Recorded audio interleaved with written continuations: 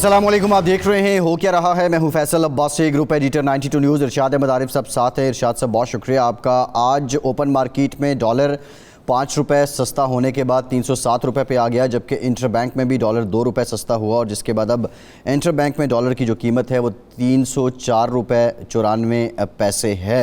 और इस तरह जो फ़र्क है वो 1% से कम हो चुका है इंटर बैंक और ओपन मार्केट में। और जो IMF की शर्त है वो यही है कि 1.2% से ज़्यादा का फ़र्क नहीं होना चाहिए। ये एक बहुत बड़ा जो पहलू है, डॉलर की जो ओपन मार्केट में कीमत कम हुई है, कदर कम हुई है, उसमें जो क्रैकडाउन किया गया है और जिस तरह सट्टा खेला जा रहा था यहाँ पे, अब तो ये भी खबर आई कि जो एक्सचेंज कंपनीज़ हैं उनकी जानिब से डॉलर बैंक में जमा करवाए जा रहे हैं और इस वजह से इंटर बैंक में डॉलर को कदर जो है वो कम हुई है और रुपए की कदर मुस्तहकम हुई है। इंतहाई अहम आज की डेवलपमेंट ये भी है कि अब ये ख़बर आ रही है कि IMF ने 200 यूनिट सर्व करने वाले जो सारिफीन हैं उनके लिए रिलीफ पर रजामंदी का इजहार कर दिया है। लेकिन साथ ही साथ IMF ने हुकूमत पाकिस्तान से ये भी कहा है कि आप अपने अखराजात को कम करें और जो निजकारी का अमल है उसको तेज़ किया जाए। अब बज़ाहिर लगता है जो पाकिस्तान इंटरनेशनल एयरलाइन है, निजकारी का आगाज़ उससे होगा। जो गुज़श्ता रोज़ इक़्तिसादी काउंसिल कमेटी जो है, राब्ता कमेटी, इसकी जो मीटिंग हुई उसमें जो बेल आउट पैकेज PIA के लिए मुजव्वज़ा था उसकी मंजूरी नहीं दी गई है। और अब इस निजकारी के अमल के तहत कौन कौन से इदारे हैं जो जिन्हें प्राइवेटाइज़ किया जाएगा। स्टेट ऑन इंटरप्राइजेज़ में बहुत से इदारे ऐसे हैं जिनको हुकूमत को सहारा देना पड़ता है, बेल आउट पैकेजेस के ज़रिए उनकी तनख्वाहें, पेंशन और ऑपरेशन चलाने पड़ते हैं। और क्या निजकारी होने के बाद ये बोझ हुकूमत से कम हो जाएगा और निजकारी कितना आसान मरहला है। जो सियासी मुंतखब हुकूमतें रही हैं उनके लिए तो ये हमेशा दुश्वार रही है। इस पर भी आज के प्रोग्राम में हम डिटेल बात करेंगे। जो यूनाइटेड बिज़नेस ग्रुप है उसकी मीटिंग हुई थी। आर्मी चीफ ने जब ताजिर और बिज़नेस कम्युनिटी से मीटिंग की तो यूनाइटेड बिज़नेस ग्रुप के लोग भी थे और उनकी जानिब से 3 मुतालबात हैं। एक कि IPPs के ख़िलाफ़ कार्रवाई की जाए और इनके जो ऑनर्स हैं ये भी सुनने में आया कि मुतालबा किया गया कि इनके नाम ECL में डाले जाएँ। फिर जो स्पेशल इन्वेस्टमेंट फैसिलिटेशन काउंसिल है इसमें बिज़नेस कम्युनिटी को नुमाइंदगी दी जाए। और तीसरा, अफ़गानिस्तान से बहुत ज़्यादा शिकायत हैं पाकिस्तान की जो बिज़नेस कम्युनिटी है इसको। अब ये मामला किस जगह जाएगा, क्या ये मुतालबात मंजूर होंगे और अगर ये मुतालबात मंजूर हो जाते हैं तो बिज़नेस कम्युनिटी पाकिस्तान की मईशत को बेहतर करने के लिए क्या किरदार अदा करेगी, ये भी एक सवाल है जिसका जवाब हम जानने की कोशिश करेंगे। ज़ुबैर तोफ़ैल साहब सदर हैं यूनाइटेड बिज़नेस ग्रुप के, मौजूद हैं। ज़ुबैर साहब बहुत शुक्रिया आपका, आपसे गुफ्तगू करते हैं। इरशाद साहब, ख़बरें बहुत सी हैं लेकिन जो इम्पॉर्टेंट बात है अब ये समझा जाए ECC की मीटिंग के बाद भी और जिस तरह IMF ने भी अब निजकारी तेज़ करने का मुतालबा किया है तो वाक़तन प्राइवेटाइजेशन होने जा रही है। ये इदारे जिनको सफ़ेद हाथी कहा जाता है, अब इससे पाकिस्तान के ख़जाने की जान छूटेगी और इसमें PIA का पहला नंबर है। देखें, अगर पाकिस्तान को मौजूदा मुआशी बहरान से निकालना है तो निजकारी के अलावा कोई ऑप्शन नहीं है। ये जो हमारा PIA है, उसके बाद रेलवे है, उसके बाद आप स्टील मिल ले लें, उसके बाद कई और इदारे हैं जिन पर हम इतना ज़्यादा पैसा लगा रहे हैं कि वो हमारा जो गैप है वो फिल ही नहीं हो रहा। अच्छा, 2 इसके नुकसानात हो रहे हैं। एक तो ये है कि कौमी पैसा जो तालीम पर ख़र्च होना चाहिए, जो सेहत पर ख़र्च होना चाहिए, अवाम की फलाह बहबूद पर ख़र्च होना चाहिए, वो एक ब्लैक होल में हम फेंकते चले जा रहे हैं। और हर साल की लायबिलिटी है वो बढ़ती चली जा रही है। एक दूसरा, एक काम चोरी का कल्चर उनके अंदर पैदा होता है कि जी एक इदारे में लोग मेहनत कर रहे हैं या दूसरे इदारे में मेहनत किए बगैर मुफ्त की खा रहे हैं जी। अच्छा, तीसरा इसका पहलू है कि हुकूमतों को जी ये आदत पड़ गई है कि जी हमने सिर्फ सियासी मकसद के लिए लोगों को रोज़गार देना है और इन्हीं इदारों में भर्ती करते चले जाना है और वो टैक्स पेयर का पैसा जो है वो उन पर लगा देना है। वो भी एक रुझान है जिसकी हौसला शिकनी बहुत ज़रूरी है। ये तो बहुत पहले हो जाना चाहिए। मुझे याद है जब ये स्टील मिल की प्राइवेटाइजेशन का केस था जस्टिस इफ्तार चौधरी साहब के पास जी, तो उस वक्त प्राइवेटाइजेशन कमीशन के एक सेक्रेटरी थे जी, तो वो मेरे पास आए, मैं नवाब वक्त में था, हम लिख रहे थे कि जी ये इसमें धांधली हुई है, घपला हुआ है, फलां हुआ है। वो मेरे पास आए, उन्होंने कहा कि जी देखें میں آپ کو ایک بات کہہ رہا ہوں، آپ یاد رکھیے گا، اگر یہ پرائیویٹائزیشن روک دی گئی تو یہ قوم پچھتائے گی اور اس کی سزا پوری قوم بھگتے گی، پوری معیشت بھگتے گی، اور آپ لوگ یاد رکھیں گے۔ اس نے کہا کہ ایک تو یہ ہوگا کہ آہستہ آہستہ یہ اسٹیل مل جو ہے ایک ایسا سفید ہاتھی بن جائے گا کہ آپ کے قومی وسائل اس پر صرف ہوں گے، لیکن اس کے ساتھ ہی ساتھ جب یہ آپ پرائیویٹائزیشن کو روک دیں گے اور جو سرمایہ کار کا اعتماد مجروح ہوگا، اس کے بعد اگلے 5-10 سال تک بھول جائیں کہ کوئی اور سرمایہ کار، وہ بات درست ثابت ہوئی۔ بالکل ٹھیک ہے۔ تو اس لیے اب چاہیے کہ جتنی جلدی ہم جا سکتے ہیں اس چکر میں پڑیں ہی نہ کہ جی اب اس کو پہلے منافع بخش بنائیں اور پہلے یہ کریں اور پھر نہیں، بالکل 1 روپے پر بھی اگر دینا پڑے تو میں تو سمجھتا ہوں دے دیں، اور وہ ادارے چلیں، وہاں لوگوں کا روزگار کا تحفظ بھی ہو، لوگوں کو سہولت بھی میسر ہو، اور قومی خزانے پر جو بوجھ ہے وہ بھی ختم ہو سکے۔ لیکن میرے خیال ہے زبیر صاحب سے کی طرف چلتے ہیں۔ جی زبیر صاحب، یہ فرمائیں کہ آپ نے جب آرمی چیف صاحب سے آپ کی ملاقات ہوئی بزنس مینوں کی، آپ نے 2 مطالبات کیے ان سے۔ ایک تو آپ نے یہ کہا کہ بزنس مینوں کو، تاجر، صنعت کار، سرمایہ کار، ان کو جو کونسل ہے اس میں شامل کیا جائے، SIFC، اور دوسرا آپ نے کہا کہ IPPs کے خلاف کارروائی کیجیے اور ان کے جو سربراہان ہیں ان پر ECL پر نام ڈالے جائیں کیونکہ انہوں نے بڑا قومی جرم کیا ہے۔ تو ایک تو ہمیں تفصیل بتائیے اس کا پس منظر کیا تھا، اور دوسرا اگر ہم یہ کارروائی کرتے ہیں تو اس سے تو ہمیں عالمی عدالت انصاف میں بہت مصیبت پڑے گی۔ بسم اللہ الرحمن الرحیم۔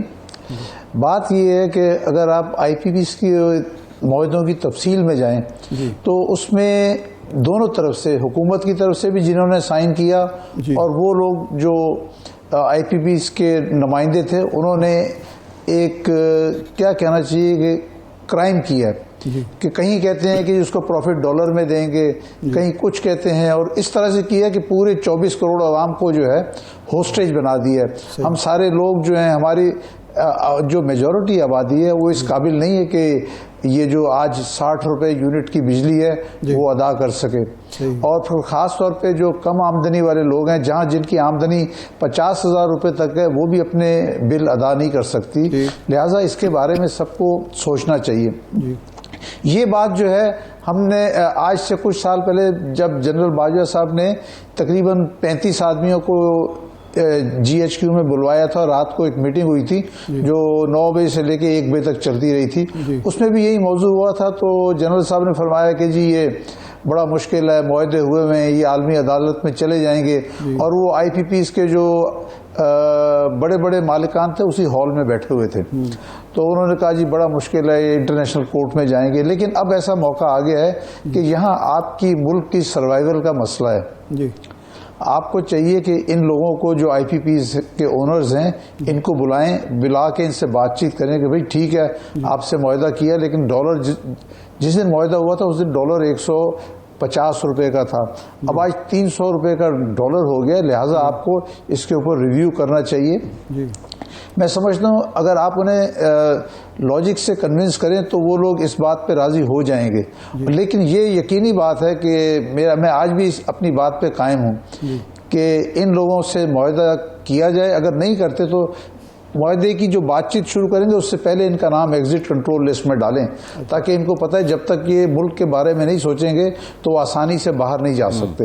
یہاں اگر پاکستان میں رہنا ہے آپ کو پاکستان سے۔ زبیر صاحب قطع کلام معاف، اس کے 2 فریق ہیں، ایک تو وہ IPPs ہیں، ان کے سربراہان ہیں، ایک ہمارے جو اس وقت کے حکمران تھے، بیوروکریٹ تھے، جنہوں نے وہ معاہدے قبول کیے، سائن کیے، اور کہا یہ جاتا ہے، الزام یہ لگایا جاتا ہے کہ اس پر کک بیکس لیے، کمیشن لیے اور اپنی جیبیں بھری۔ تو کیا ہم یہ جو کریک ڈاؤن کرنا ہے یا کوئی عمل ایکشن لینا ہے تو ان سے نہ شروع کریں جنہوں نے یہ قومی جرم کیا، جنہوں نے کمیشن وغیرہ لے، پہلے ان کو نہ پکڑا جائے کہ آپ نے یہ کیسے کر لیا جی اس طرح کے سودے؟ ایکچولی میں یہ بات کہنے جا رہا تھا تو لیکن آپ نے مجھے بیچ میں روکا۔ نیکسٹ میری بات یہی تھی کہ جن لوگوں نے معاہدے کیے، جو لوگ اس میں شامل تھے، حکومتی نمائندے اور بیوروکریٹ ان کو بھی بلایا جائے, ان سب کو ایک کسی جگہ پہ بٹھا کے بات چیت کی جائے کہ بھئی اس مسئلے کا یہ حل ہے, آپ بتائیں کہ یہ جو موجودہ صورتحال ہے یہ چل نہیں سکتی. حکومت میجورٹی پاپولیشن جو ہے وہ بل نہیں دے سکتی. ان کو سب کو بیٹھ کے, اچھا دیکھیں مجھے یقین ہے کہ جہاں تک جو آئی پی پیز کے جو بھی اونرز ہیں یا ان کے نمائندے ہیں وہ اس بات کو ایگری کریں گے, اس لیے کہ وہ محسوس کر رہے ہیں کہ پورا ملک جو ہے اس کی وجہ سے بحران میں ہے. تو آئی پی پیز کے ذریعے اس معاملات کو جو ہے کہیں نہ کہیں حل کیا جا سکتا ہے. ایک تو یہ کہ ڈالر کا جہاں تک جن سے ڈالر میں پروفٹ دینے کی بات کی گئی تھی وہ یہ کہا جائے کہ ڈالر سے پروفٹ دیں گے لیکن اس دن کے ایکسچینج ریٹ سے دیں گے جس دن معاہدہ ہوا تھا, نمبر ایک. نمبر دو یہ ہے کہ یقیناً ان سیاستدانوں کو بھی بلایا جائے جو اس معاہدے کے پیچھے تھے, کیونکہ میرے پاس کوئی ثبوت تو نہیں ہے لیکن جو بھی حقائق ہیں وہ یہ بتاتے ہیں کہ اس کے اندر کسی نہ کسی نے کہیں نہ کہیں, چاہے وہ بیوروکریٹ ہو یا سیاستدان ہو, انہوں نے اس کے اندر جو ہے کک بیکس لی ہیں. تو وہاں پہ اس چیز کا حل تلاش کیا جائے. اب رہا بات چیت کے, ہمارے آرمی چیف صاحب نے جو ان کو پوری معیشت کو دیکھ رہے ہیں کہ معیشت ملک میں کیا ہو رہا ہے. آپ کے دیکھتے دیکھتے نہ تو چینی کی قلت تھی لیکن قلت پیدا کی گئی. جب آپ نے لاکھوں ٹن چینی جو افغانستان جانے دی, کیوں جانے دی؟ میں سمجھتا ہوں کہ ایک ایسا میکینزم ہونا چاہیے کہ جو آپ کی سمگلنگ ہے, آؤٹ ورڈ سمگلنگ, دو قسم کی سمگلنگ ہے. ایک سمگلنگ ہے انورڈ سمگلنگ جو ایران سے اور افغانستان سے مال پاکستان میں آتے ہیں بغیر ڈیوٹی کے, اور دوسری چیز ہے چینی اور گندم جو آؤٹ ورڈ سمگلنگ ہے. اچھا اگر یہ چیزیں تھرو لیگل چینل جا رہی ہو نا کہ آپ کو پاکستان میں ڈالرز آ رہے ہیں تو ٹھیک ہے جی, آپ نے ڈالرز لیے اور اپنے گڈز ایکسپورٹ کر دیے, لیکن دنیا میں یہ مروجہ اصول ہے کہ لوگ پہلے کھانے پینے کی چیزیں اپنے لوگوں کو پرووائڈ کرتے ہیں, اس کے بعد ایکسپورٹ کی جاتی ہے. تو ہم نے گندم, ہم اسمگلنگ پہ بھی آتے ہیں, لیکن جو آپ آئی پی پیز کی بات کر رہے تھے, اس ساری کہانی میں ایک رخ اور بھی ہے کہ کچھ تو جو آئی پی پیز کے مالکان ہیں وہ پاکستانی ہیں, کچھ انٹرنیشنل کمپنیز ہیں. اب اگر آ کے ان کو معاہدہ ری وزٹ کرنے کا کہا جاتا ہے تو جو مستقبل کی سرمایہ کاری ہے, آپ سمجھتے ہیں کہ یہ عمل جو انویسٹر ہے فیوچر میں جس نے پاکستان میں انویسٹ کرنا ہے اس کو ڈسکریج نہیں کرے گا؟ دیکھیے کرے گا تو صحیح, لیکن جہاں آپ کو نظر آئے کہ سب مل کے چوری کر رہے ہیں تو اس کی سزا ہوتی ہے. جب دونوں فریق مل کے چوری کر رہے ہوں تو اس کی سزا بھی ہوتی ہے, سب کچھ ہوتا ہے, لیکن ہم سزا کی طرف نہیں جاتے ہیں. ہم کہتے ہیں آپ ان سے بات چیت کے ذریعے. اب دوسری بات یہ ہے جو فورن اونرز ہیں آئی پی پیز کے, وہ پاکستان نہیں آئیں گے. ان کو پتہ ہے کہ اگر ہم جائیں گے تو ہم پکڑے جا سکتے ہیں. تو ان لوگوں کو دعوت دی جائے بات چیت کی کہ وہ دبئی میں آئیں, دبئی میں بیٹھ کے بات چیت کریں. ایک بزنس مین کی سائیکی ہوتی ہے کہ وہ مسئلے کو حل کرنا چاہتا ہے. اگر آپ انٹرنیشنل انویسٹر کو بھی کہیں گے کہ بھئی یہ صورتحال ہے, ہم آپ کو ڈالرز میں نہیں دے سکتے, اس دن کا ایکسچینج ریٹ روپی میں لے لیں, وہ روپی سے آپ کو پیمنٹ کریں گے, تو اس مسئلے کا حل نکل آئے گا. آپ یقین کریں, دیکھیں پاکستانی جو اونرز ہیں وہ تو آسانی سے مان جائیں گے, فارنر بھی مان جائے گا جب اس کو پتہ ہو کہ بجائے اس کے کہ تمام ٹرانزیکشن جو ہے ڈسٹرب ہو رہی ہے تو اس کا کوئی نہ کوئی حل تلاش کرے گا. اچھا ایک ایشو زبیر صاحب, ایک ایشو اس چیز کا حل ہونا. جی فرمائیں. جی آپ فرمائیے. اچھا ایک ایشو یہاں تھرو آؤٹ چلتا رہا ہے, پرائیویٹائزیشن میں رکاوٹیں جو ڈالی گئیں, تاخیر جو ہوئی, سیاسی مقاصد تھے. اب ایک ایسی نگران حکومت ہے جس پر کوئی سیاسی دباؤ کم از کم نہیں ہے, اگر وہ چاہے تو یہ فیصلہ کر سکتی ہے. کیا پرائیویٹائزیشن جو ہے اس وقت انتظار کیے بغیر فوری طور پر ہونی چاہیے؟ ایک نقطہ نظر آیا ہے کہ اس میں یہ ہوگا کہ پھر وہی کیک بیگس اور اپنے منمانی لوگ جو ہیں پسندیدہ لوگوں کو دے دی جائے گی. دوسرا یہ ہے کہ جی تاخیر کی جائے, بورڈ بنائے جائیں, ان کو تھوڑا سا منافع بخش کر دیا جائے یا ان میں تھوڑی بہت اصلاحات کر دی جائیں, پھر ہو جائے. آپ کیا سمجھتے ہیں کہ فوری پرائیویٹائزیشن ضروری ہے معیشت کو دباؤ سے نکالنے کے لیے, یا اس کے لیے اور وقت چاہیے؟ میں سمجھتا ہوں کہ پرائیویٹائزیشن میں پہلے ہی کافی تاخیر ہو گئی. گزشتہ چند سالوں سے پرائیویٹائزیشن کمیشن بنا ہوا ہے لیکن اس نے کوئی اہم پرائیویٹائزیشن کی نہیں. اور یہ جو سفید ہاتھی ہم پال رہے تھے جس میں سب سے سر فہرست پی آئی اے ہے اور اس کے بعد اسٹیل مل بھی ہے, ریلوے بھی ہے, دیگر ادارے بھی ہیں, ان کا پرائیویٹائزیشن ہونا انتہائی ضروری ہے. میں آپ کو مثال دوں کہ اگر اسٹیل مل کی لے لیں تو اسٹیل مل آج سے چند سال پہلے جو ہے وہ پرائیویٹائز ہو رہی تھی, جو بھی اس کی قیمت لگی تھی مجھے ایگزیکٹ نمبر یاد نہیں ہے, وہ اگر اس وقت کر دیتے تو اچھا تھا. وہ پرائیویٹائزیشن نہ ہوئی تو اسٹیل مل کو آج تک جو ہے فیڈرل گورنمنٹ جو ہے تقریباً 60 کروڑ روپے ماہانہ تو صرف سیلریز کے اکاؤنٹ پہ بھیجتی ہے. ہر مہینے ایک سال سے چل رہا ہے. تنخواہ جو ہے 60 کروڑ روپے مہینے کی فائنانس منسٹری جو ہے ان کو سیلریز بھیجتی ہے. اور اسی طرح پی آئی اے ہے. پی آئی اے ایک ایسا ہاتھی ہے جس کا نقصان جو ہے سالانہ تقریباً 100 ارب پہ پہنچ گیا.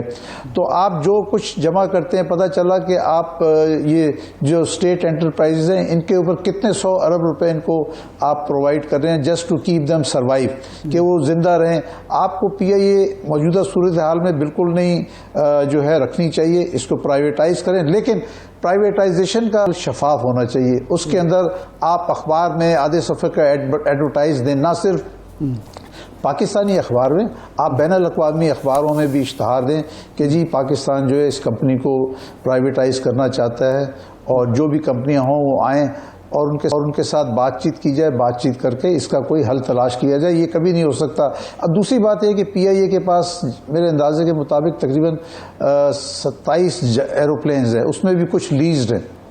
تو ان جہازوں کے اوپر اگر آپ نے 15 یا 17 ہزار آدمی ملازم رکھے ہوئے ہیں, یہ بے انتہا زیادہ ہیں.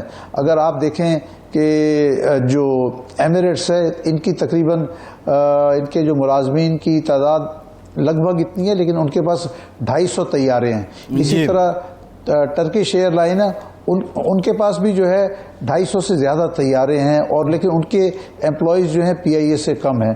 تو اس کے اندر سب کو بیٹھ کے ایک پرائیویٹائزیشن کے اوپر جو آپ نے فرمایا کہ جی وہ کوئی کسی کو اپنے ذات, اول تو ان بڑے بڑے اداروں کو کوئی بھی پاکستانی ایک گروپ خرید نہیں سکتا.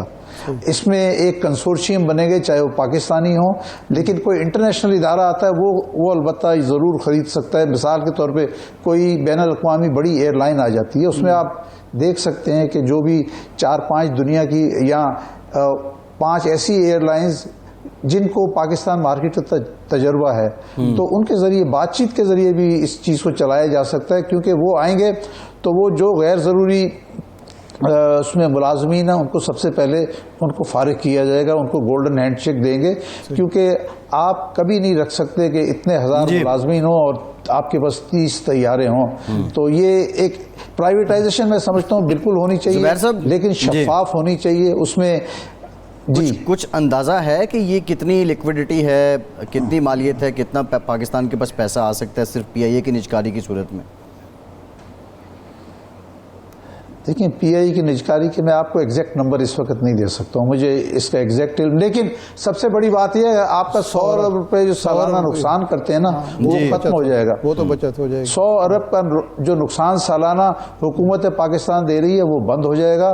اس کو خدارہ پرائیویٹائز کریں, لیکن کیونکہ ہم چاہیں گے کہ ایسا پرائیویٹائز ہو کہ کسی کو اس کے اوپر اعتراض نہ اٹھے, ٹوٹلی ٹرانسپیرنٹ ہو, اور اس میں انٹرنیشنل کمپنیز بھی آئیں, پاکستانی بھی آئیں, جو آ سکتے ہیں آئیں, آ کے ان اداروں کو ان کے حوالے کیا جائے تاکہ گورنمنٹ جو ہے کم از کم ان کو کرنٹ جو ہر وقت نقصان دینا پڑ رہا ہوتا ہے ہر سال, ان کے جو نقصانات ہیں وہ ختم کیے جا سکیں. اچھا زبیر صاحب, ایک ایشو یہ بجلی کا بھی اس وقت چل رہا ہے, آپ نے پہلے اس کے ذکر ہم آئی پی بی کا کر چکے ہیں. ایک یہ کہا جاتا ہے کہ جی ڈسکوز جو ہیں ان کو پرائیویٹائز کیا جائے یا صوبوں کے حوالے کیا جائے. تو آپ کے خیال میں صوبوں کے حوالے کرنے سے ان کی کارکردگی بہتر ہو سکتی ہے, ان کا ریکوری ریٹ بہتر ہو سکتا ہے, عوام کو جو آسانیاں وہ دیں, یہ ایسا ممکن ہے, یا ان کی پرائیویٹائزیشن ہی واحد حل ہے؟ میرا خیال ہے کہ ان کی بھی پرائیویٹائزیشن ہونی چاہیے, کیونکہ ہمارے پاس صوبوں کا جو پاسٹ ریکارڈ ہے وہ اتنا اچھا نہیں ہے. آپ اگر پرائیویٹ ان کو صوبوں کے حوالے کر دیں گے تو صوبوں میں جا کے یہ پھر سیاست کا شکار ہو جائیں گے.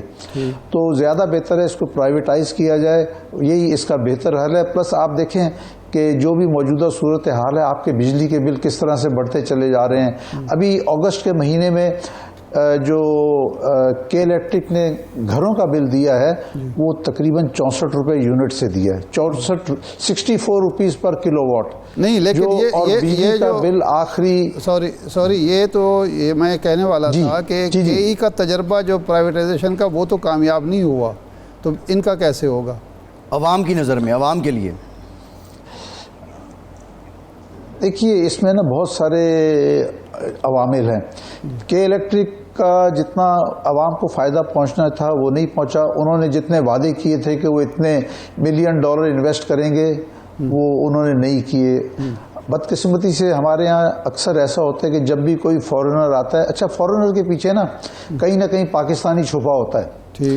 وہ ایک کمپنی کا نام بنا دیتے ہیں جو دبئی میں رجسٹرڈ ہوتی ہے یا کیمن آئیلینڈ میں رجسٹرڈ ہوتی ہے, اور اس کے پیچھے ایک ایسا گروپ ہوتا ہے جنہوں نے پوری تیاری کی ہوتی ہے کہ اس میں سے جو ہے ہم کس طرح سے جو ہے زیادہ منافع کما سکیں گے. تو انہوں نے پبلک کو کوئی خاص فائدہ نہیں پہنچایا. لیکن دیکھیے اس وقت ملک کے حالات ایسے ہو چکے ہیں کہ کوئی بھی نہیں چاہے گا کہ کسی چور ڈاکو کو آنے دیں, کہ وہ آئے اور آ کے پھر اس کے بعد پھر وہ اس عوام کو لوٹے جس کے پاس اب کچھ بھی نہیں ہے, جس کے پاس مشکل سے کھانے کی 2 وقت کی روٹی کے پیسے ہیں. زبیر صاحب آخری سوال ہو گیا. اور آخری سوال یہ ہے کہ کچھ ذمہ داری ہمارے صنعت کاروں کی, تاجروں کی, بزنس کمیونٹی کی بھی ہے.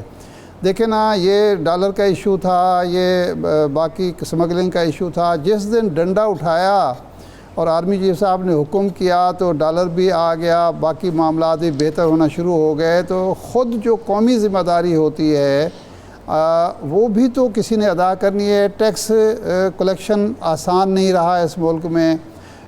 ڈاکومنٹڈ اکانومی کی بات ہوتی ہے, اس میں ہڑتالیں شروع ہو جاتی ہیں. باقی جو ایشوز ہیں اس پر ہماری تاجر برادری, صنعت کار, بزنس کمیونٹی کا جو فرض بنتا ہے وہ ادا ہو رہا ہے. یہ تو سب بزنس مینوں نے سب نے مل کے ایک ایسا گروپ تھا, میں صرف بزنس مین نہیں کہوں گا, بہت سارے کامن لوگ بھی تھے, انہوں نے مل کے ڈالر جو ہیں جمع کرنے شروع کر دیے. اور یہ عمل جو ہے آج سے نہیں ہے, یہ 4-5 سال سے چل رہا ہے کہ ملک میں سمجھتا ہوں کہ ان $1 بلین لوگوں کے پاس پیسے ہیں. انہوں نے ڈالر اپنے گھر میں رکھے ہیں, لاکر میں رکھے ہیں, کسی جگہ رکھے ہیں. پلس یہ اب آپ نے کہا نا صنعت کار بھی اپنی ذمہ داری اچھی طرح ادا نہیں کر رہے. مثال دوں گا میں آپ کو چینی کی. چینی جو ہے وہ اس کے پیدا کرنے میں نہ کوئی ڈالر لگتے ہیں نہ بجلی لگتی ہے. بجلی چینی کی ملیں جو ہیں خود اپنی بجلی پیدا کرتے ہیں اس بگاس سے جو گنے کا پھوک ہوتا ہے, وہ تو اس سے بجلی پیدا کرتے ہیں. مسئلہ تو یہاں سمگلنگ پہ آ کے ہوا ہے نا. پہلے تو پیداوار پہ تو کوئی ایشو نہیں ہے, پیداوار موجود ہے, سٹاک موجود ہے, سمگلنگ ہوگی. لیکن صنعت کار کی جو بات ہو رہی ہے وہ تو بنتی ہے کہ باہر ایکسپورٹ کیا ہوا ہے, ڈالر باہر روکا ہوا ہے کہ قیمت بڑھے گی تو پھر بلاؤں گا. اصل تو یہاں آتا ہے صنعت کار کے کردار. یہ جو صنعت کار اس سوچ سے چلتا ہے اور ڈالر کو باہر روکتا ہے وہ ان کو کنٹرول کیا جا سکتا ہے. اس کے لیے اسٹیٹ بینک کے پاس بہت سارے ٹولز ہیں اور اسٹیٹ بینک نے آلریڈی یہ کام شروع کر دیا ہے.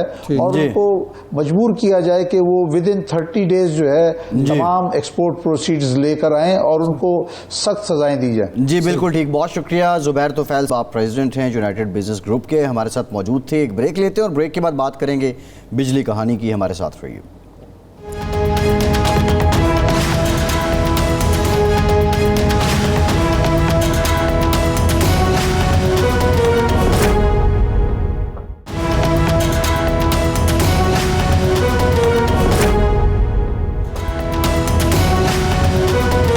بریک کے بعد ایک بار پھر سے آپ کو خوش آمدید کہیں. ارشاد صاحب, IMF نے کہا ہے ایک تو اپنے خرچے کریں کم, دوسرا نجکاری کے عمل کو کریں تیز.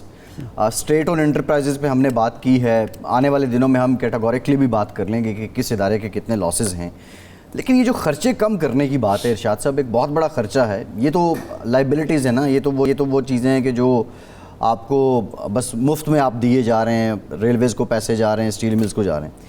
اب پینشنز ایک بہت بڑا خرچہ ہے اور لوگوں کو مل رہی ہے پینشن.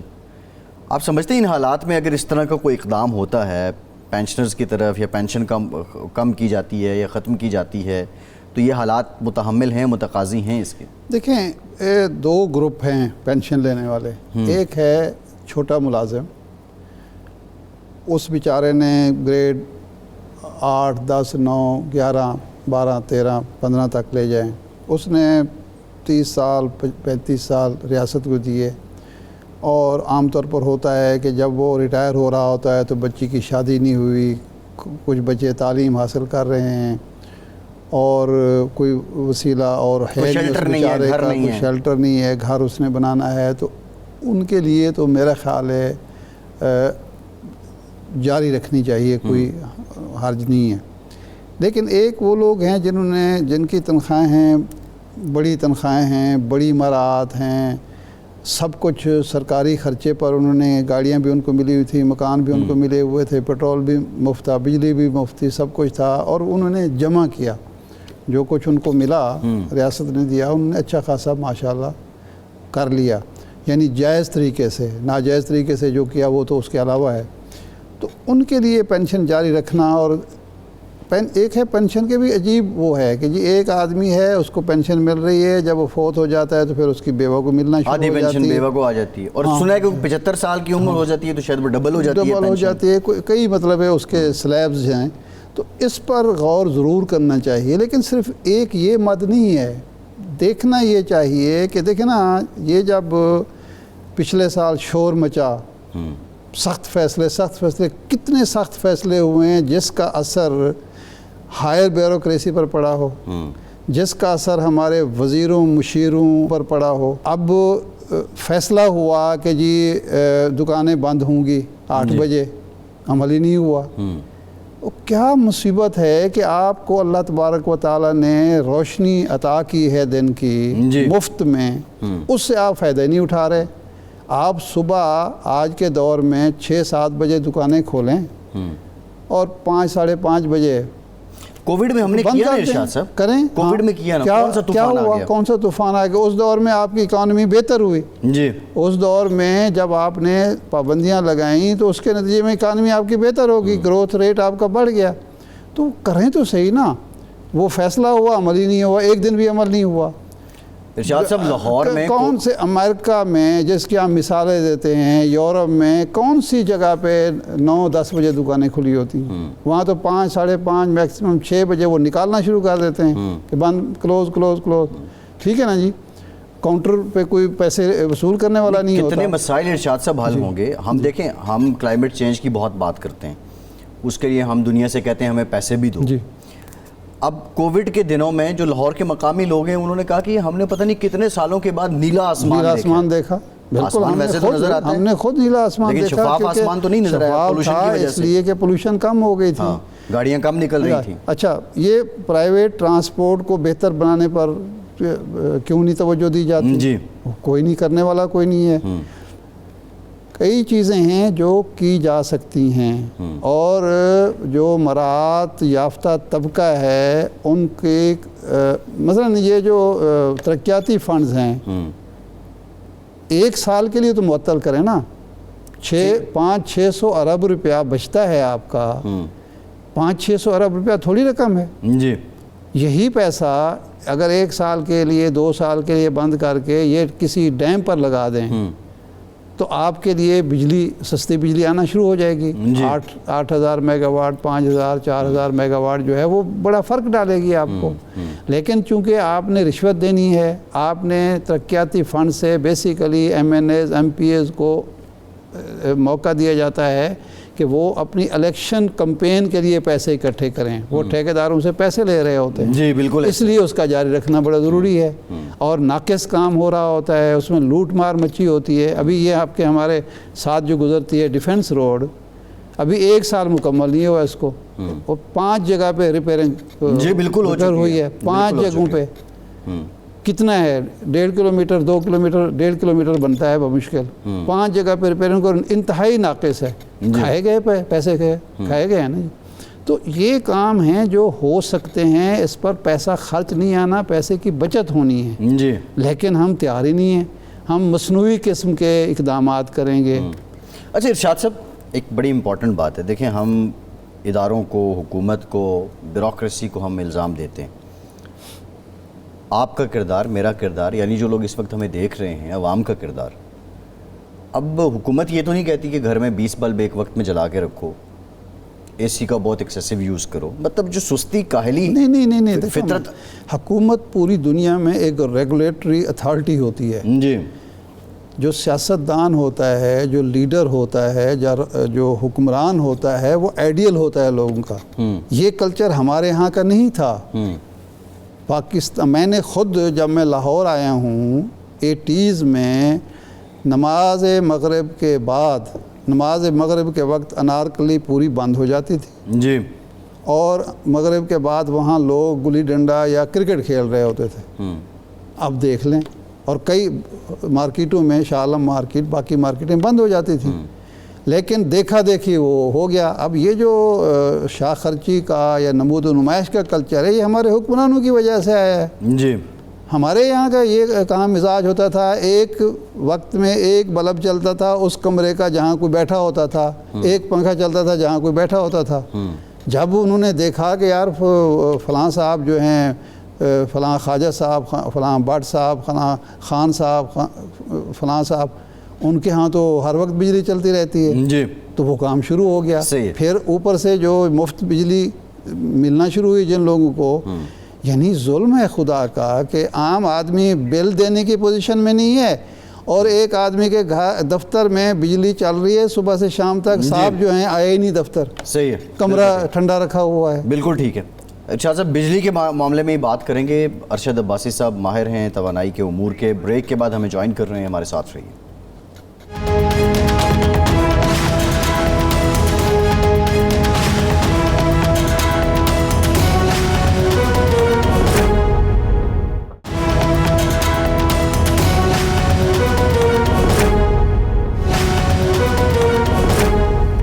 بریک کے بعد ایک بار پھر سے آپ کو خوش آمدید کہیں گے۔ ارشد عباسی صاحب نے ہمیں جوائن کیا ہے۔ عباسی صاحب، آج یہ بھی خبر آئی، بلکہ پہلے بھی آئی تھی، کہ جو بجلی چور ہیں ان کے خلاف کارروائی ہوگی اور خصوصی عدالتوں میں ان کے کیسز بھی چلیں گے، لیکن اس سے پہلے جو بزنس کمیونٹی ہے وہ بھی مطالبہ کر رہی ہے جو آئی پی پیز ہیں ان کے خلاف کارروائی کی جائے یا ان کے ساتھ بات کی جائے کہ ان معاہدوں کو ری وزٹ کیا جائے۔ آپ سمجھتے ہیں یہ سب ممکن ہے؟ 2015 میں ایک ایکٹ بھی آ چکا ہے جس میں اسی طرح کی سائیں تجویز ہے۔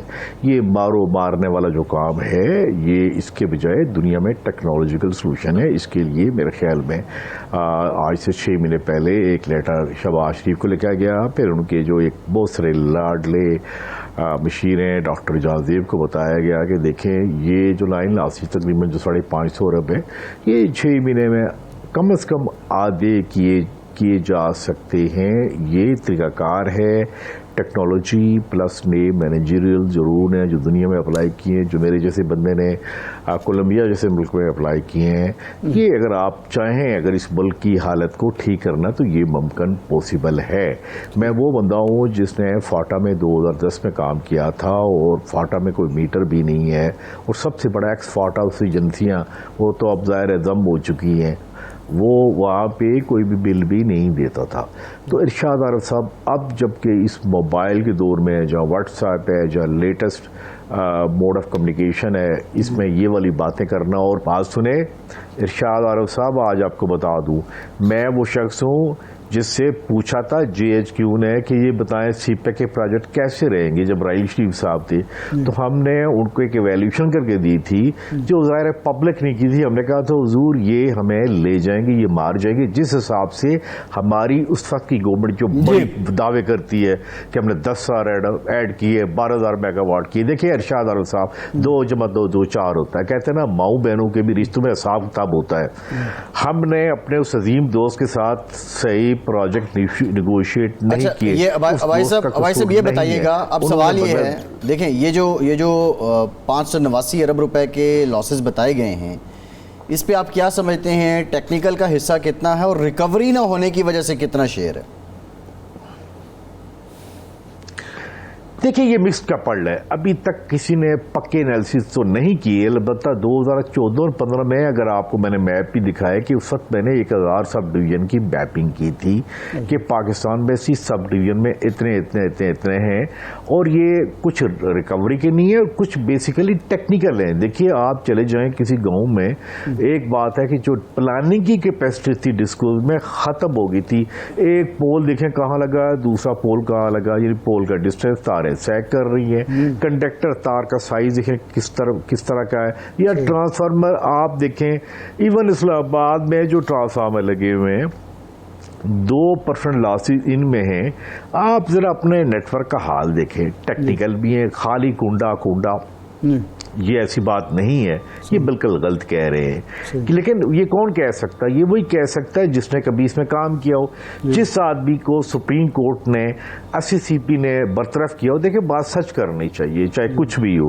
آپ ماشاءاللہ ایسے قابل قدر صحافی ہیں ارشاد عارف صاحب، یہ آپ کے ذرا چیک کریں گوگل عقائد دیکھیں، ایک لسٹ ہونی چاہیے، پروفائل ہونی چاہیے، وہ ارشاد عباس صاحب ایک تو ہے نا کہ یہ جو اس طرح سے اپائنٹمنٹس ہوتی ہیں الگ ایشو ہے، ہم جس بات پہ جو بات کر رہے ہیں وہ یہ ہے کہ ایک تو یہ لائن لاسز کے نام پر جو ہمارے ساتھ فراڈ کیا جاتا ہے کہ ہوتی وہ نان ریکوری ہے اور اس کو لائن لاسز میں ڈال دیا جاتا ہے، ہوتی چوری ہے اس کو لائن لاسز میں ڈال دیا جاتا ہے، ایک تو ایک پہلو ہے۔ لیکن جو IPPs کا مین ایشو ہے وہ تو ہے نمبر 1 اوور انوائسنگ جو ہوئی، نمبر 2 اوور بلنگ جو ہو رہی ہے، نمبر 3 کیپیسٹی چارجز کا ایشو ہے، اور یہ سارا اس کے پیچھے کمیشن مافیا ہے، کیک بیکس لیے گئے ہیں۔ اب اس سے کیسے نجات حاصل کریں جب کہا جاتا ہے کہ جی ان کو جو کانٹریکٹ ہیں ان کو ریوزٹ کیا جائے، تو پتہ ہمیں ڈرایا جاتا ہے کہ جی وہ تو انٹرنیشنل کورٹ آف لا میں چلے جائیں گے، ہمیں تو ریکارڈ ایکٹ جیسے جرمانے ہو جائیں گے۔ کیا ان کے ساتھ ری نیگوشیٹ کیا جا سکتا ہے؟ سابقہ حکومت کے دور میں جب یہ کام شروع ہوا تھا تو وہ بیل منڈے کیوں نہ چڑھ سکی؟ ارشاد عارف صاحب جہاں آپ نے لائن لاسز کی بات کی، اس میں ایک بات ایک اور بھی نوٹ کر لیں، اور آپ نے چیک کرنا ہے کہ آپ کی گھر کا میٹر کیا واقعی ہی کیلیبریٹڈ ہے، یعنی یہ یونٹ دکھا رہا واقعی ایسے ہے۔ ہم نے کے الیکٹرک میں ایسے میٹر بھی دیکھے ہیں جو اٹھا کے نیچے بھی پھینک دیں گے پھر بھی چل رہے ہیں۔ یہ پاکستان میں کسی ایجنسی نے آپ کے میٹر کبھی چیک نہیں کیے۔ ہاں کبھی آپ کی کوئی پرائیویٹ سورسز ہوں، آپ انڈیپینڈنٹ چیک کرائیں کہ واقعی یہ بھی صحیح کیلیبریٹڈ ہیں یا نہیں ہے، یا جس طرح سرکاری گاڑی چلتی ہے جن کے میٹر تیز کیے جاتے ہیں یا سلو کیے جاتے ہیں، وہ بھی ہے، وہ ایک اور بھی کہانی ہے۔ اب آپ کی بات آتے ہیں، دیکھیے بات یہ ہے کہ کوئی بھی معاہدہ پاکستان کی اسٹیٹ سے بڑا نہیں ہے۔ پاکستان کی اسٹیٹ کو ایک چیلنج ہے جو GB میں آزاد کشمیر میں اور جو باتیں آنی شروع ہو گئی ہیں۔ مسئلہ تو اس وقت ایگو کا نہیں ہے، مسئلہ تو پاکستان کا ہے نا۔ اب ہم دیکھیں پرسن اسپیسیفک تو ہم نہیں ہو رہے، ہم تو اس نظام کی بات کر رہے ہیں۔ دیکھیں فیصل، میں آپ کو بتاؤں، میں ارشاد عارف سے آج پہلی دفعہ بات ہو رہی۔ پہلی بات یہ پاکستان میں جو کچھ ہوا اس پاور سیکٹر میں، چاہے کیپیسٹی پیمنٹ ہو، چاہے IPP کے معاہدے ہوں، یا چاہے ٹرانسمیشن لاسز ہے، یہ گلباشن نے تو نہیں کیے، یہ نریندر مودی نے تو نہیں کیے، یا یہ نیتن یاہو نے تو کیے۔ ذرا مجھے پتا، میں 2 سال نیب میں لگا کے آیا ہوں، میں ان کا ایڈوائز میں کر کے دیکھ کے آیا ہوں۔ میں بات یہ کہ ہر چیز کو ٹچ کر سکتے ہیں بشرطے آپ میں کمٹمنٹ ہو۔ دیکھیے میں نے افغانستان میں بھی کام کیا ہے، کابل میں بھی کام کیا۔ اب وہ لوگ مجھ سے پوچھتے ہیں وہاں بیٹھ کے یہ حال بتائے، کمٹمنٹ سب سے بڑی بات ہوتی ہے۔ دیکھیے میں پاکستان میں نیسٹ یونیورسٹی میں انرجی ایکسلنس سینٹر کا فاؤنڈر ہوں، میں فاؤنڈر ہوں UET پشاور نیب میں 2 سال کیا، نیب میں 2 سال کیوں لگاتے ہیں؟ آپ کس انکوائری میں تھے وہاں پہ؟ بھائی میں پاور سیکٹر کی انکوائری پہ ہی تھا۔ اچھا، مجھ سے پوچھیں، میں سوچتا ہوں سب سے پہلے فلائٹ ملے تو باہر جو میں کتاب لکھوں اس کے اوپر۔ آپ کیا بات کر رہے ہیں؟ یہ سچ اور ہے۔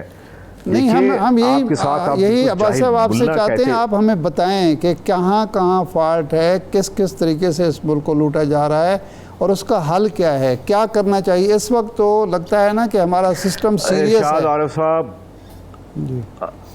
آپ جب کا پروگرام ختم ہو جائے گا ہم ساری رات بیٹھیں گے، اس وقت تک نہیں ختم کریں گے کہ جب تک یہ رات ختم نہیں ہوتی، یا کئی راتیں لگیں گی اس میں۔ لیکن مسئلہ یہ ہے کہ سننے والا کون ہے. میں نے انہی باتوں پہ واپس آ کے سب سے پہلے آرمی چیف جنرل باجوہ کو ایک شارٹ رپورٹ بھیجی تھی اکتوبر 2021 میں. ماشاءاللہ یہاں سے بیری انکلیو سے وہاں جاتے ہوئے اور پھر انہوں نے کہا جی آپ پرائم منسٹر چلے جائیں, واقعی بڑا سیریس ایشو ہے. وہاں پرائم منسٹر ہاؤس کے اندر بڑے لوگوں نے کہا جی واقعی بڑا سیریس ایشو, آپ بات صحیح کر رہے ہیں, ہم تو اللہ کے پیشکش پلاس اپنے ہاتھ میں لے کے گئے تھے, ٹیسٹر آپ میں تھا, فیصلہ آپ بات کر رہے ہیں. تو وہاں پہ کسی نے کہا کہ دیکھیں ایسے کریں سپریم کورٹ چلے جائیں, وہ آپ شاید آپ کی بات سنا. میں نے کہا یار بات سنو, اور میرے گھر میں سورہ لگا ہوا, میرا مسئلہ تو ہے نہیں ہے شرم. میں آپ کو کیا بات بتاؤں, میں وہاں پہ کون تھا, حسین اصغر تھا, اور ایک کون تھا, ایک جناب نواز شریف صاحب کے سکے برادر اللہ تھے جو ڈی جی وہاں تھے اس وقت. اور بندہ کہتا ہے اس قوم کا یہ حال ہے, میرا ذات کا مسئلہ تھا.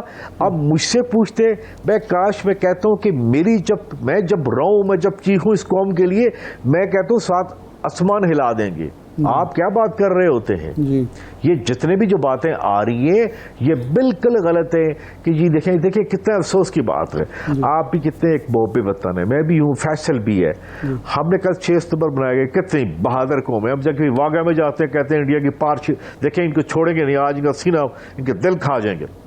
لیکن آئی ایم ایف کے لیے $15 بلین کے لیے ری نیگوشیٹ کر رہا ہے. جی بالکل ٹھیک ہے, بہت شکریہ جی. صاحب آپ ہمارے ساتھ موجود تھے اور بات کر رہے تھے, لیکن ہم یہ چاہ رہے تھے کہ باز صاحب کوئی حل بھی بتاتے, لیکن حل وہ ہمیں نہیں بتا سکے. مجھے تو ارشاد صاحب ہونا ویری سیریس نوٹ یہ لگ رہا ہے کہ اگر عباسی صاحب کو کوئی عہدہ مل جائے اس سیٹ اپ میں تو وہ کوئی حل بتا دیں گے. حل بتا دیں گے, حل کر بھی لیں گے. انہوں نے کہا میں ویسے تو ٹپ نہیں دوں گا. ٹھیک ہے, وہ پروفیشنل آدمی ہے, وہ سمجھتے ہیں کہ کیوں نہیں, میرا خیال ان کو منسٹر لگا دیں تو شاید حل بتا دیں, مرضی ہے. اچھا ارشاد صاحب, معاملہ یہ ہے, ایک اور مسئلہ ہے جی, اب دوائیاں نہیں مل رہی ہیں, بنیادی دوائیاں, شوگر کی, بلڈ پریشر کی. زندگی بچانے والی ادویات شارٹیج ہیں, اور زندگی بچانے والی ادویات کی تیاری نہیں ہو رہی. یعنی 2 پہلو ہیں اس کے. ایک تو یہ ہے کہ جی را مٹیریل نہیں آ رہا جس کی وجہ سے بن نہیں رہی, اور جو بنی ہیں وہ مارکیٹ میں سپلائی نہیں ہو رہی. اور جس طرح ہم سمگلنگ کرونا رو رہے ہیں, ذخیرہ اندوزی پہ تو ایک بہت بڑا ایشو ہے نا اس ملک کا. ایک کرونا کے دنوں میں آپ نے دیکھا کہ وہ $2 کا جو ماسک تھا وہ $20, $25, $30, پھر $40 پر بکا. یہ ہمارے ایک قوم کا قومی کردار ہے ہمارا, افسوسناک ہے. اب شوگر کی, دل کی, ہائپرٹیشن کی, یہ ساری ادویات اگر اویلیبل نہیں ہوں گی تو آپ اندازہ کر سکتے ہیں کہ جو لوگ بیچارے استعمال کرنے والے ہیں ان کا کیا ہوگا. آپ کو پتہ ہے کیوں اویلیبل نہیں ہے؟ جی یہ اویلیبل کیوں نہیں؟ اس میں ڈریپ سے زیادہ جو کردار ہے, دیکھیں ڈریپ کی بھی ذمہ داری بنتی ہے کہ یقینی بنائے, وہ ریگولیٹر ہے, لیکن مسئلہ کیا ہے, دوائی بنانے کے لیے جو را مٹیریل آپ کو چاہیے, ایک لمبے عرصے تک امپورٹ بند رہی, لوگوں کا مٹیریل پورٹ پہ رہا, کسی کا آیا, ڈالر نہ ہونے کی وجہ سے پابندی رہی, را مٹیریل آ ہی نہیں سکا. اچھا جب وہ آیا تو اس کی کاسٹ اتنی زیادہ تھی, آپ نے دیکھا کہ پیچھے جو سر درد کی گولی تھی اس پہ کتنا رولا پڑا رہا کہ جو مینوفیکچرر تھا وہ کہتا تھا اس کی قیمت بڑھائیں, کم از کم اتنی بڑھا دیں کہ جتنی میں ہمیں پڑ رہی ہے ہم اتنی میں ہی بیچ دیں. یہ مسئلہ رہا. تیسرا مسئلہ کہ کچھ جو کیمیکلز ہیں جو یوز ہوتے ہیں, جو لوکلی مل جایا کرتے تھے, ان کی قیمتیں بہت زیادہ اوپر چلی گئیں. اس وقت فارماسوٹیکل انڈسٹری میں ارشاد صاحب بے روزگاری ہے, جو فیکٹریاں ہیں, جو مینوفیکچرز ہیں, سینکڑوں کی تعداد میں لوگوں کو انہوں نے نوکریوں سے نکال دیا ہے, چھٹی دے دی کسی کو 4 مہینے کی, 6 مہینے کی. مسئلہ یہ ہے کہ وہ کہہ رہے ہیں کہ ایک تو کاسٹ افیکٹو نہیں رہے, دوسرا مٹیریل ٹائم پہ مل نہیں رہا, ڈالر کی انسرٹنٹی, فلیکچویشن اتنی ہے کہ ہمیں کچھ سمجھ ہی نہیں آ رہی, تو ہم کیا مینوفیکچر کریں. یہ ریزن ہے, جب بنے گی نہیں تو مارکیٹ میں کیسے آئے گی. بالکل. اور وہ جو امپورٹ بند رہی ہے پچھلا 10-12 مہینے اسحاق ڈار صاحب کے دور میں, تو اس کے یہ اثرات ہیں ارشاد سے. میں وہی عرض کر رہا ہوں نا کہ بھی یہ کام ایسا نہیں تھا جو سابقہ حکومت نہیں کر سکتی تھی, وہ پتہ تھا. لیکن ہمارے پرابلم یہ ہے کہ آپ اگر وزیر اعظم ہاؤس چلے جائیں یا وزیر اعلیٰ ہاؤس چلے جائیں یا وزیروں کے دفتروں میں چلے جائیں تو وہاں یہ چیزیں ڈسکس ہی نہیں ہو رہی ہوتی. وہاں بہت ساری اور ڈسکشن ہو رہی ہوتی ہے, اور ایک مصنوعی فضا میں جو ہے نا وہ ایشوز ڈسکس ہو رہے ہوتے ہیں جن کا عام آدمی سے بیچارے سے کوئی تعلق ہی نہیں ہو رہا ہوتا. اب دیکھیں نا, وزیر اعظم صاحب نے بڑی ہمت کی, محنت کی, بڑی ریاضت کی, 3 دن تک مسلسل وہ اجلاس کرتے رہے, اس کے بعد بھی مسلسل اجلاس کر رہے ہیں. انہوں نے کہا 48 گھنٹوں میں ہم قوم کو خوشخبری سنائیں گے. اس 48 گھنٹے کو بھی 1 ہفتہ تقریباً گزر گیا ہے, نہیں ہو پایا کیونکہ اتنی زیادہ رکاوٹیں ہیں اور ایسے لوگ ہوتے ہیں ماشاءاللہ, مافیاز اتنا مؤثر ہیں کہ وہ کچھ کرنے نہیں. بالکل ٹھیک ہے ارشاد صاحب, پروگرام کا ٹائم ختم ہو گیا. بہت شکریہ آپ کا. آج کے پروگرام میں اجازت دیجیے.